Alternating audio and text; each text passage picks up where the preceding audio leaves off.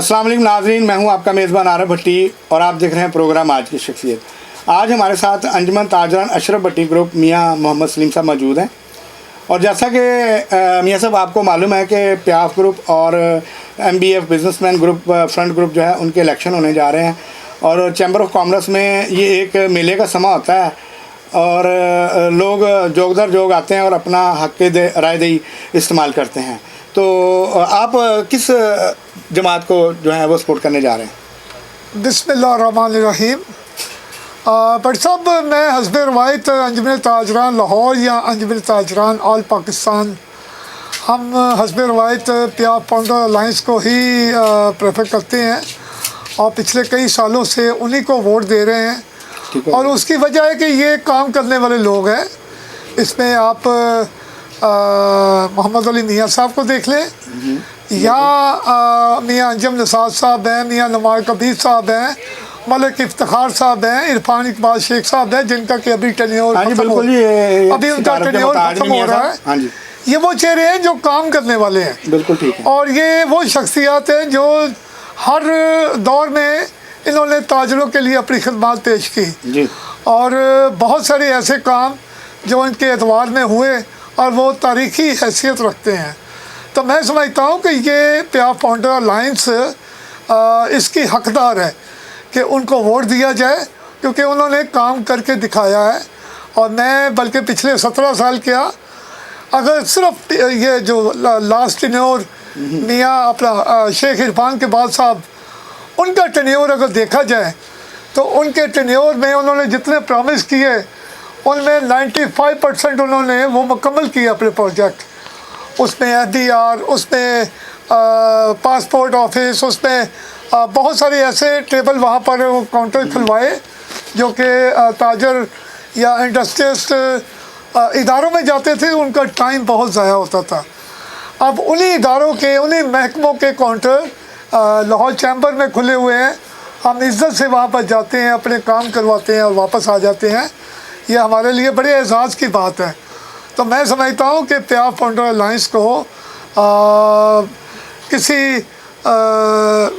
मैं ना तो वोट, देखिए मेरी बात सुने, असल बात होती है कि वोट मांगना, एक बात होती है वोट दिया जाए, वोट खुद दिया जाए, ये उसका उसका इनाम है। बिल्कुल सही। तो वोट मांगने अगर आप किसी के पास जाते हैं और फिर भी आपको वोट नहीं मिलता, जैसे कि मेरे दूसरे भाई हमारे अपोजिशन में हैं लाहौर बिजनेसमैन ग्रुप के, वो पिछले कई सालों से कोशिश कर रहे हैं लेकिन वो कामयाब नहीं हो रहे। 17 साल से। उसकी एक वजह ये भी है कि वो जब इलेक्शन आता है तो वो किसी हादसे की तरह अचानक सामने आते हैं और जैसे ही इलेक्शन कंप्लीट होता है और वो बेचारे हार जाते हैं, फिर वो गुमनामी हैसियत में चले जाते हैं। बिल्कुल।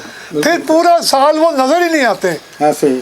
तो कहने का मतलब ये है कि जो ताजर है, जो ताजर रहनुमा है, वो तो 24 आवर का ताजर रहनुमा होता है। तो मियां साहब, मुझे एक और ये बात बताएं हमारे नाज़रीन को, ये जो ताजरों को इस वक्त इतने मसाइलों का सामना करना पड़ रहा है क्योंकि कोविड का दौर रहा है, अभी भी है, तो इसमें ताजर जो है वो ख़ास तौर पे छोटा ताजर जो है वो तो पिस कर रह गया, तो उसके पास तो इतने वसाइल भी नहीं है।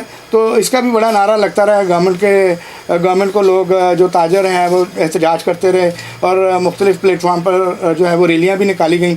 तो हुकूमत से यही एक डिमांड करते रहे कि छोटा ताजर जो है वो इस वक्त पिस गया है, तो उसकी हेल्प किस तरह करें, या तो छोटे ताजर को बिला सूद उनको कर्जे दें ताकि वो मार्केट में अपने आप को दोबारा से इस्टेब्लिश करें और अच्छा रोज़गार कमा सकें। इससे वाले साहब क्या कहेंगे? देखिए जी, जब कोविड-19 आया जी, तो इस दौरान पूरा मुल्क लॉकडाउन में चला गया, तो मुल्क में मौशी बदहाली तो पहले ही चल रही थी जी, कारोबार ना होने के बराबर था। बिल्कुल ठीक। तो इस लॉकडाउन ने छोटे ताजर की कमर तोड़ दी जी। उसके पास जो जमा पूंजी थी वो घर बैठ के वो बेचारा 2 माह खा बैठा। अब जब मार्केटें खुली तो वो अपनी सीट पे आके बैठे तो उनको 2-3 किस्म के मसाइल का सामना करना पड़ा। एक, उनके पास सामान नहीं था आगे बेचने के लिए। दूसरा, जो पहले सामान लिया उसकी पेमेंटें करनी है। जी बिल्कुल। और वो लोग तकाजा कर रहे हैं बार बार, तो वो पैसे तो वो घर बैठे बेचारे खा बैठे थे। जी ठीक। अब जब से मार्केटें खुली हैं और आज मार्केटें खुले में भी 2.5-3 माह हो चुके हैं, इस दौरान रोज़ाना की बुनियाद पर किसी न किसी मार्केट में दुकानदार और सप्लायर, दुकानदार और मैन्युफैक्चर, इनकी लड़ाइयाँ हम देखते हैं और आपस में कोशिश करते हैं कि इनकी मामलत की जाए। लेकिन वो मामलत इसी शक्ल में है कि दुकानदार ने पैसे देने हैं और लेने वाले ने लेने हैं। उसके लिए जितनी देर तक उसके पास पैसे अरेंज नहीं होंगे, ये मामला ठीक नहीं होगा। 2-4 दिन 10 दिन का डिले हो जाएगा। हम कोरोना वायरस के दौरान भी और उसके बाद जब मार्केटें खुली, हुकूमत से वज़ीर आज़म इमरान खान साहब से रिक्वेस्ट कर चुके हैं बारहा दफ़ा कि छोटे ताजर के लिए बग़ैर सूद के कोई कर्जा स्कीम जारी की जाए, जिस पे उसको ना तो कोई गारंटी देनी पड़े, क्योंकि आजकल के दौर में गरीब बंदे की गारंटी कोई नहीं देता। जी बिल्कुल। तो इंतहाई आसान शराइत पर और बग़ैर सूद के कर्जा स्कीम जारी की जाए, जिससे वो अपने कारोबार को चला सके। तो मैं समझता हूँ कि ये वक्त की ज़रूरत है और जितनी देर तक ये मामलात गवर्नमेंट की तरफ से कोई ऐसी कोई खुशखबरी नहीं आती, मार्केटों में लड़ाई झगड़े मामलात इसी तरह चलते रहेंगे।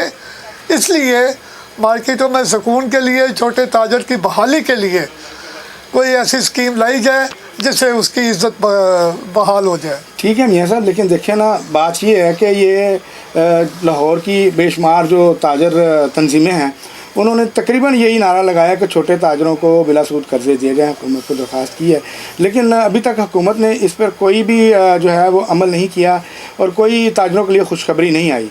तो ये हुकूमत को तो अब ताजरों की बात मान लेनी चाहिए। मेरे ख्याल में कारोबार भी खोल दिए हैं हुकूमत ने, तो ये एक हुकूमत का एक प्लस पॉइंट है। लेकिन अगर ताजरों को कोई हेल्प हो जाए इसमें, तो वो मेरे ख्याल में ताजर भी और ज़्यादा खुश हो जाएंगे।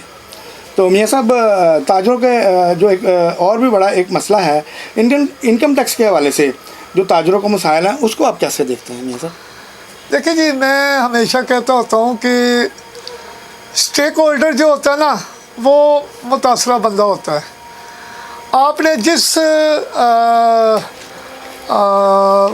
महकमे पे, किस इदारे पे, जिस आवाम के जिस शोबे पे आपने टैक्स लगाना है जी, जितनी देर तक आप स्टेक होल्डर के साथ बैठ के मशावरत से वो टैक्स पॉलिसी नहीं बनाएंगे, मैं समझता हूँ टैक्स पॉलिसी आपकी कामयाब नहीं हो सकती। बिल्कुल ठीक है, बिल्कुल ठीक। जितनी देर तक आप टैक्स देने वाले की सख्त उसकी ताकत के मुताबिक टैक्स नहीं लगाएंगे, तो ना तो टैक्स इकट्ठा होगा और ना ही आप चोरी रोक सकते हैं।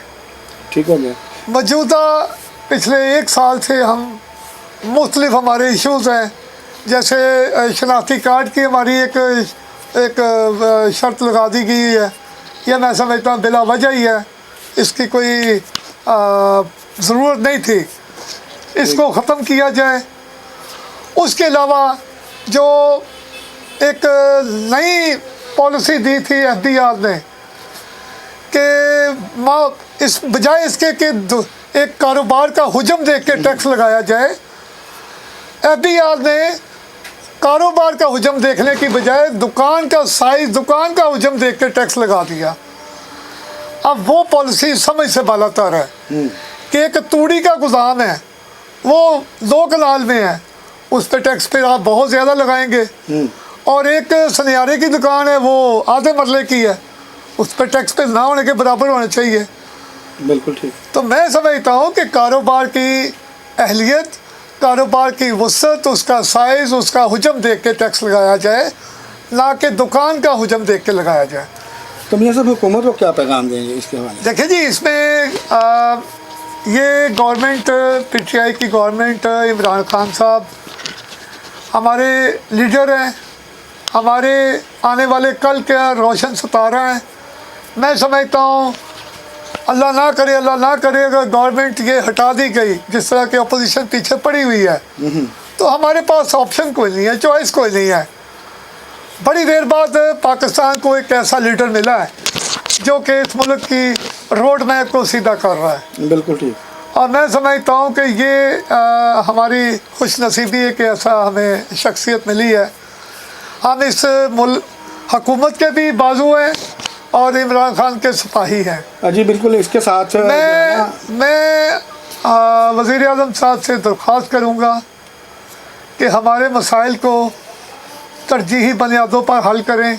जी हमारे जो बाकायदा हमारे असल लीडर हैं, जो शोकेस के लीडर हैं वो नहीं, जो मीडिया पे बैठ के बोलने वाले लीडर हैं वो नहीं, जो हकीकी लीडर हैं बिल्कुल ठीक। उनको साथ बिठाएं और उनसे मशावरत के साथ टैक्स पॉलिसी बनाएं ताकि टैक्स चोरी जो है वो ख़त्म की जाए।